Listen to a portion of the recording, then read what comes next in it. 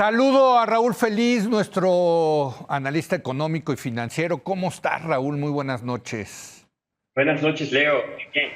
Bueno, pues a ver, decía yo antes de entrar en el segmento pasado presentando lo que venía, que con esto de las criptomonedas otra vez vemos la típica historia del capitalismo, de una burbuja, se sobrevalúan los activos y bueno, pues el mercado es implacable y pues lo que ha ocurrido es que se reventó la burbuja de las criptomonedas, querido Raúl. Sí. No hay una burbuja, son muchas burbujas.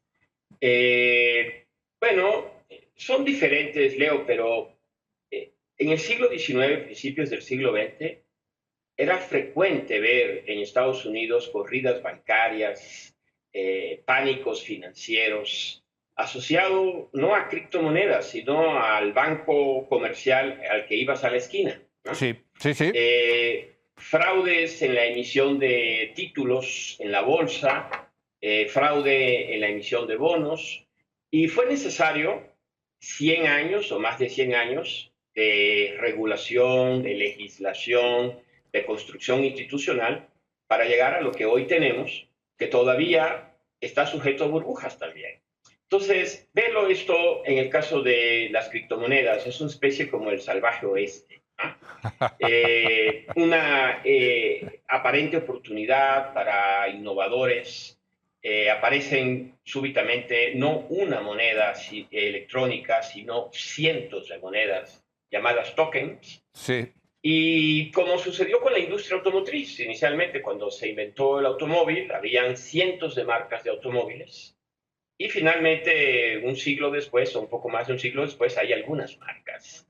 Eso es lo que está pasando en el mundo de las criptomonedas. Es decir, eventualmente vamos a ver si este concepto puede sobrevivir, hacerse más sólido, creíble, y el proceso, una especie de darwinismo financiero, es que van a ir muriendo los más débiles, los que no se pueden adaptar a un entorno que cada día va a ser más exigente.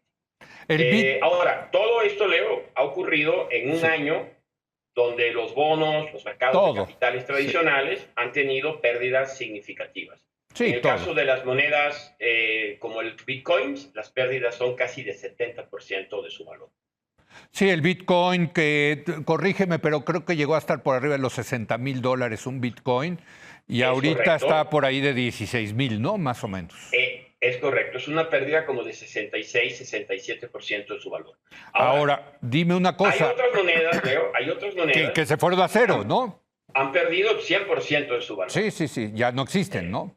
Exacto. Ahora, dime una cosa, a ver, cuando hablamos de criptomonedas, la moneda más famosa es el Bitcoin. Lo que nos estás diciendo es que probablemente el Bitcoin sí vaya a sobrevivir de este darwinismo.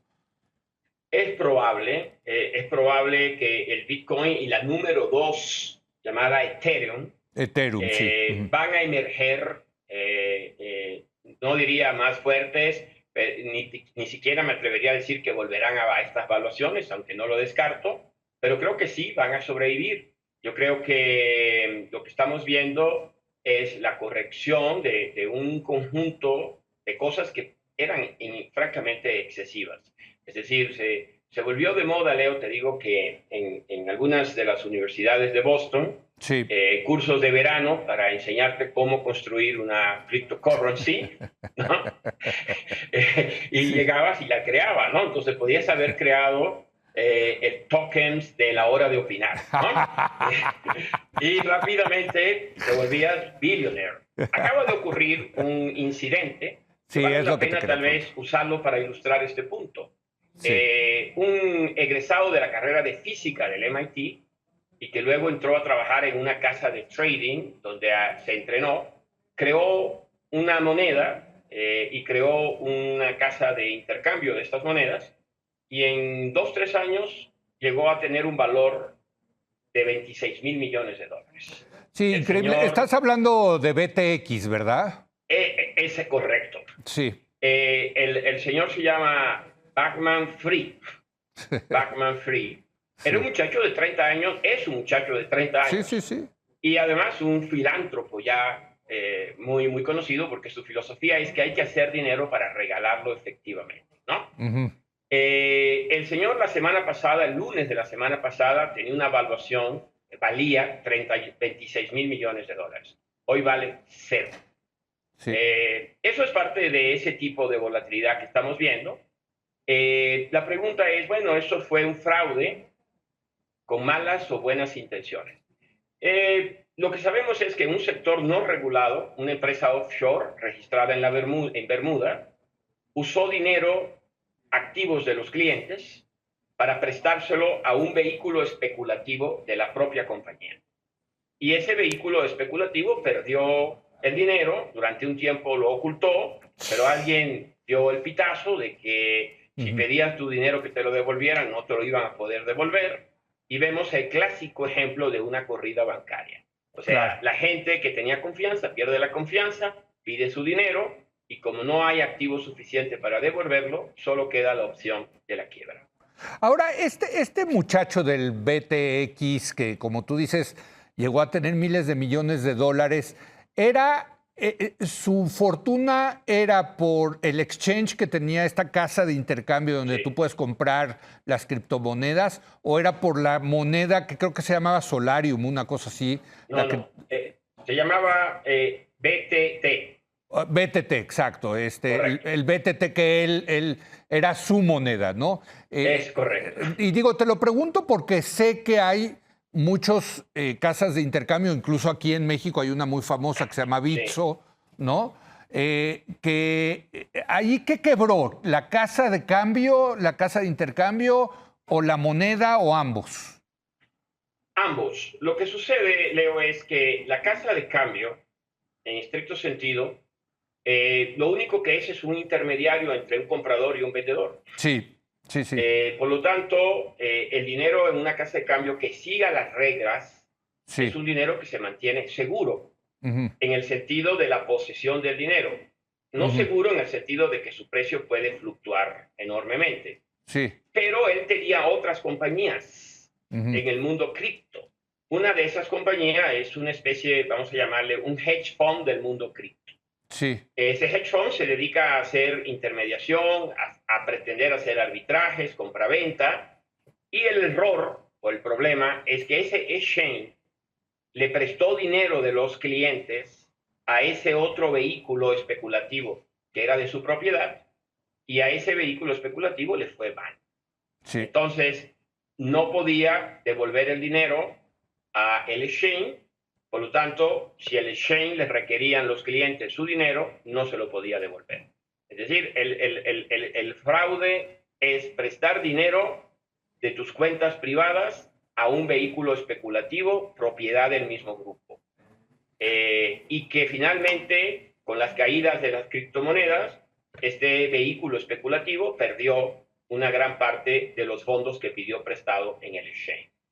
Si el exchange hubiese aplicado las reglas, como sus propios estatutos dice, esto no hubiese pasado. pues sí. Déjame, me queda un minuto, Raúl, y yo he tenido esta discusión contigo de si invertir o no en criptomonedas. Yo sigo insistiendo, a mí como me cuesta mucho trabajo entender qué es esto de las criptomonedas, le tengo una aversión a invertir en ellas.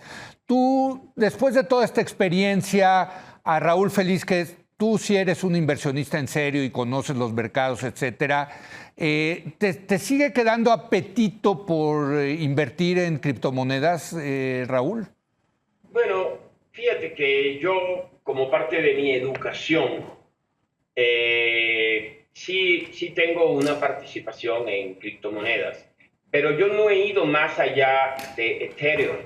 O Sí. sea, vamos a decir que yo tengo algo de inversión en Bitcoin y Ethereum, pero no me he aventurado a esa otra parte realmente poco conocida y en la que no tengo ninguna confianza de lo que se llama la intermediación financiera descentralizada. Mm, Ahí yo no he participado y creo que lo que estamos viendo a través de esta cadena de quiebras de varios exchange y de varios hedge funds especulativos de cryptocurrency es que este es un mercado realmente como el salvaje oeste, es decir, Sí. como era tal vez el mercado de capitales hace 200 años, y donde yo no recomiendo a nadie que no esté dispuesto o que pueda aceptar una pérdida de su capital invertido en ese sector, que participe. Es decir, creo que dista mucho de ser un vehículo de inversión confiable, cuya no sabemos si va a seguir existiendo todas esas empresas que hoy existen en ese sector,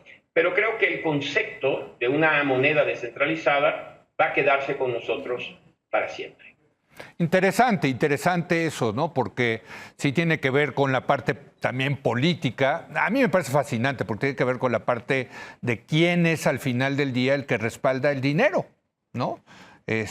Correcto. Y como bien dice mi amigo Raúl Feliz, al final del día son cuántos tanques y aviones de guerra ¿no? Y destructores marinos tiene el gobierno del país que respalda ese dinero, ¿no, Raúl? Al final de la cadena, eso es lo que queda. Al final es tú en quién confías, quién tiene mayor poder en ese sentido. Gracias, querido Raúl. Muy buenas noches. Gracias a usted por habernos acompañado. Le recordamos que nuestro programa siempre está disponible a partir de las 8 de la noche por la aplicación ViX y en nmas.com.mx y en televisión también, siempre a las 10:30 por Foro TV. Aquí nos vemos.